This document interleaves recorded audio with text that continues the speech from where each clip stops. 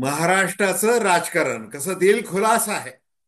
मुख्यमंत्री देवेंद्र फडणवीस, उद्धव ठाकरे, आदित्य ठाकरे ज्या वेळेला समोरासमोर येतात त्यावेळेला काय करतात? हात मिळवणी करतात, हास्य स्माइल देतात एकमेकाला. त्याच्यानंतर आदित्य ठाकरे मुंबई रस्त्याच्या कामाच्या संदर्भातली मीटिंग असते त्यावेळेला नगरविकास मंत्री आणि उपमुख्यमंत्री एकनाथ शिंदे यांच्या बैठकीला उपस्थित राहतात. आता भलं एकनाथ शिंदे आल्यानंतर बाकीचे सर्व अधिकारी नेते उभे राहतात, परंतु आदित्य ठाकरे आयटी मध्ये बसून राहतात. कारण की संबंध फार जुने संबंध आहे, दिलखुलास संबंध. आणि राजकारणामध्ये दाखवायचं चेहऱ्यावरचं जे असतं ते अतिशय वेगळं असतं आणि आतमध्ये एक अतिशय क्रूर असा राजकारणाचा चेहरा हा लपलेला असतो. आता हे विधान का करतोय? कारण की आदित्य ठाकरे हे ड्रग व्यवसायामध्ये आहेत असा आरोप झालेला आहे आणि तो वकिलाने केलेला आहे. त्या वकिलाचं नाव आहे ऍडव्होकेट निलेश ओझा, असं नाव आहे. आज या निलेश ओझा या आक्रमक पद्धतीच्या वकिलाने मुंबई पोलीस आयुक्त कार्यालयामध्ये शुद्ध मराठीमध्ये आदित्य ठाकरे यांच्या सगळ्या काळ्या कारनाम्यांची म्हणे माहिती दिलेली आहे. मग दिशा सालियन मृत्यू प्रकरणात आदित्य ठाकरे कसे गुंतलेले आहेत? सुशांत सिंग जो अभिनेता होता त्याचं मृत्यू प्रकरण काय आहे? आणि दिशा सालियन हिचा जो मृत्यू झालेला आहे तर तो अपघाती मृत्यू नाही, तर तिच्यावर बलात्कार करून तिची हत्या झालेली आहे असं निलेश ओझा यांनी म्हटलेलं आहे.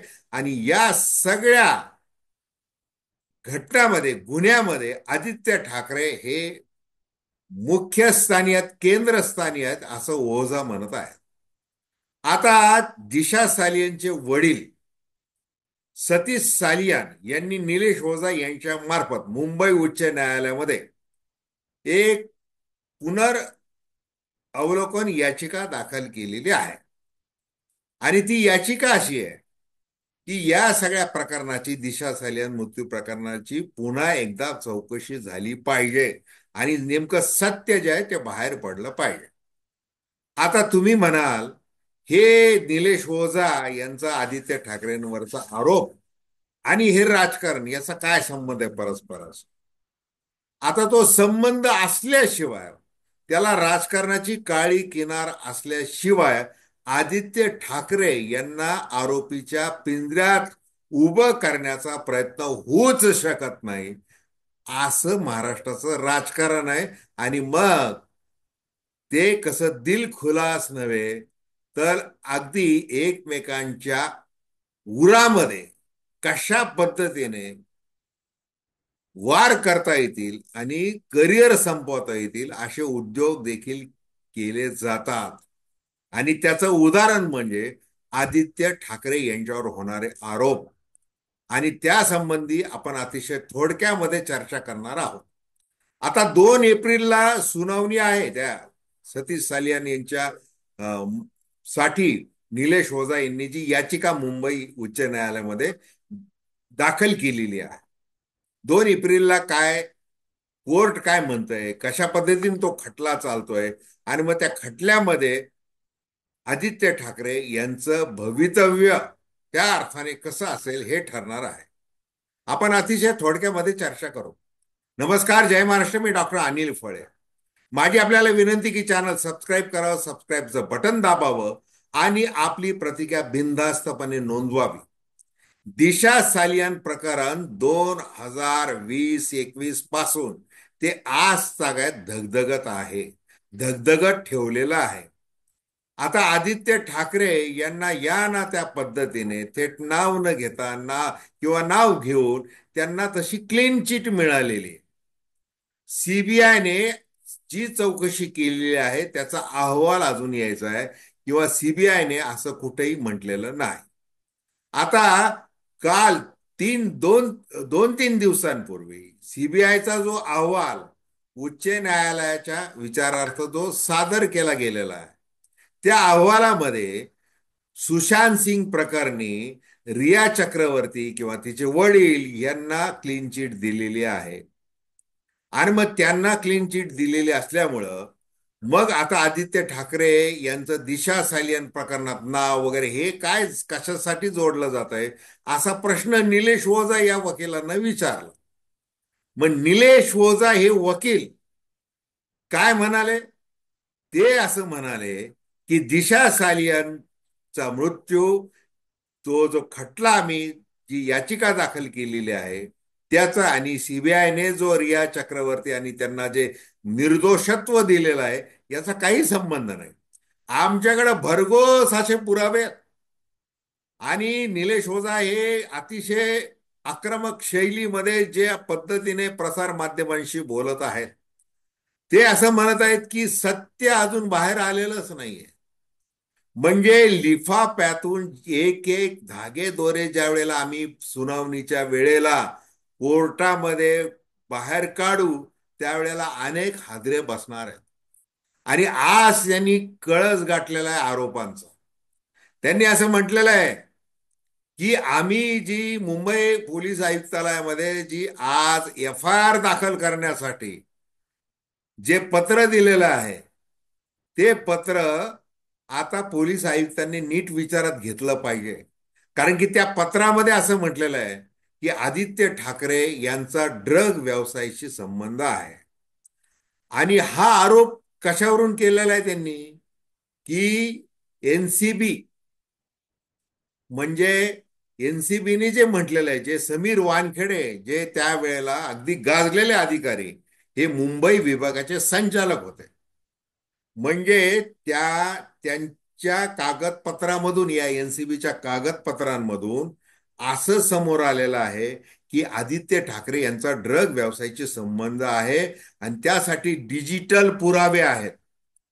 उदाहरणार्थ कॉल रेकॉर्ड्स आहेत, टॉवर लोकेशन आहे वगैरे वगैरे ते सगळे असं निलेश ओझा यांनी ठोकून दिलेलं आहे मस्तपैकी. आता हे सगळं जे प्रकरण आहे हे गंभीर आहे आणि ज्या वेळेला उद्धव ठाकरे मुख्यमंत्री होते त्यामुळं मुख्यमंत्र्यावर जी काही जबाबदारी येते ती जबाबदारी लक्षात घेतली तर याविषयी उद्धव ठाकरे हे देखील आरोपी होऊ शकतात असं निलेश ओझा यांनी म्हटलेलं. आता दिशा सालियन प्रकरणात आदित्य ठाकरे यांना अटक झालीच पाहिजे असं विधानसभेच्या सभागृहामध्ये कोण ओरडलंय? म्हणजे भाजपचे आमदार ओरडल्यास किंवा इतर ओरडले त्यात नाही विशेष काही.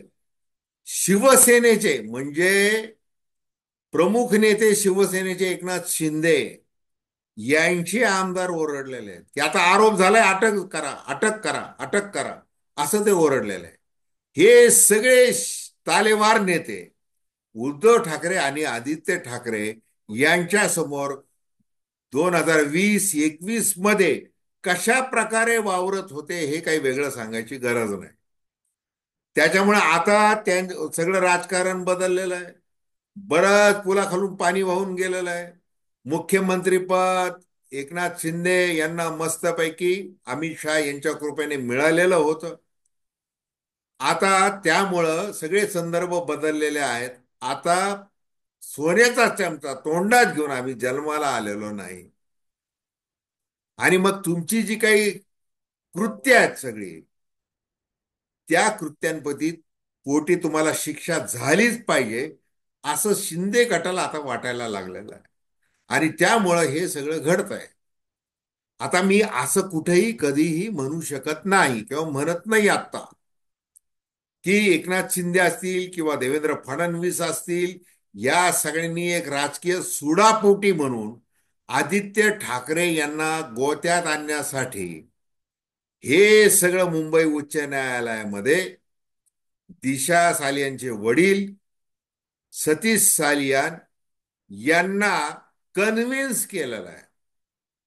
आणि त्यांना सांगितलेले की निलेश ओझा यांच्या मार्फत तुम्ही याचिका दाखल करा. असा काही त्यांच्यावर दबाव आणलेला आहे का? याच्याबद्दल हे प्रश्नचिन्ह आहे. परंतु मुंबईच्या राजकीय वर्तुळामध्ये जोरात चर्चा सुरू आहे याच्याबद्दलची.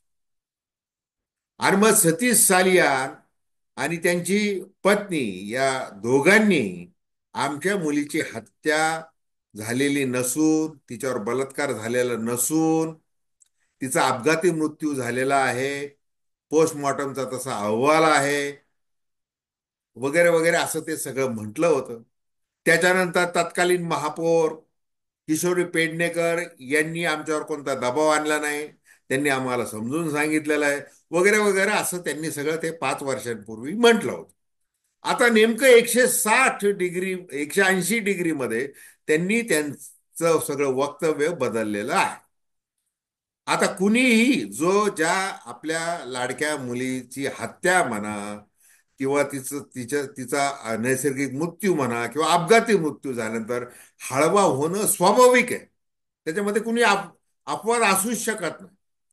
मग सतीश सालियान यांनी एकमात्र चॅनलला, टीव्ही चॅनलला मुलाखत दिली, रिपब्लिक टीव्ही. अर्णब गोसावी यांना ती दिली, गोसावी का गोस्वामी यांना ती दिली. आणि मग त्यांनी अतिशय पद्धतशीरपणे, शांतपणे त्यांना सतीश सालियानांना बोलकं केलं. आता सतीश सालियान आणि त्यांचे वकील निलेश ओझा हे दोघेही त्या मुलाखतीसाठी उपस्थित होते. ते अर्थात ऑनलाईन उपस्थित होते, परंतु एकमेकाच्या शेजारीच ते बसलेले होते. आता ती मुलाखत ज्या वेळेला प्रसारित झाली त्यावेळेला ते अर्णव त्यांच्या शैलीमध्ये खास खास त्यांना हवी ती उत्तरं काढण्याचा प्रयत्न करत होते. मग सतीश यांना काही विचारलं की ते ताबडतोब काय करायचे, निलेश ओझांकडे कटाक्ष टाकायचे. मग ते गप्प झाले की निलेश ओझा हे त्यांना अर्णव त्यांना सांगायचे की त्यांना असं म्हणायचंय, त्यांना असं म्हणायचं. अशी ती मुलाखत आलेली. आणि आज ज्या वेळेला म्हणजे 25 मार्च, आज ज्या वेळेला मुंबई पोलीस आयुक्तालयामध्ये हे निलेश ओझा हे पत्र देऊन आले, त्यांच्यासोबत सतीश सालियान देखील होते. प्रसार माध्यमांचा गराडा होता, सगळे मीडियाचे बूम त्यांच्या तोंडासमोर होते. मग सतीश सालियानना प्रश्न विचारला तर त्यावेळेला त्यांनी सांगितले की मला आता चक्कर येते, मला काही बोलायचं नाही, मी काही बोलणार नाही.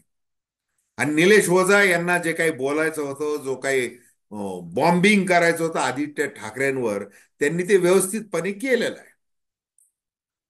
आता याच्यामध्ये अनेक ज्या गोष्टी आहेत त्याची वारंवार सगळ्या मीडियामध्ये भरपूर अशी चर्चा झालेली आहे.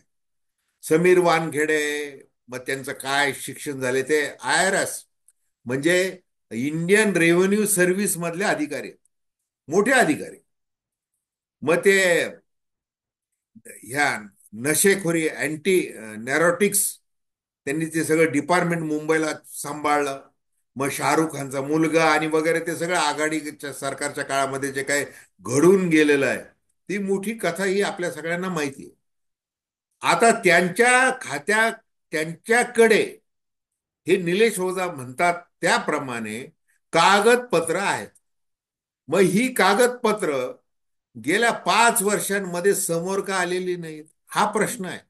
आणि म्हणून याच्यामध्ये राजकारण होतंय असं म्हणण्यास जागा. म्हणून हे विनाकारण ती याचिका दाखल करायची आहे, सगळे वक्तव्य बदलायचे आहेत, असं सगळं करायचंय. आणि म्हणून असं म्हणण्यास वाव आहे की केवळ राजकीय सूडबुद्धीने वाटेल ते मॅनेज करून आदित्य ठाकरे यांना आरोपी ठरवण्याचा प्रयत्न केला जातोय. आता निलेश ओझा म्हणतात त्याप्रमाणे 2 एप्रिलला कळेल की त्यांच्याकडे नेमके काय पुरावे आहेत आणि ते कशा प्रकारे ते सादर करतात आणि आदित्य ठाकरे यांचं भवितव्य काय असू शकतं ते आपल्याला कळेल. तर धन्यवाद. हा व्हिडिओ आपल्याला आवडला असल्यास अवश्य शेअर करा, सबस्क्राईब करा आणि आपल्या प्रतिक्रिया बिनधास्तपणे नोंदवा. धन्यवाद.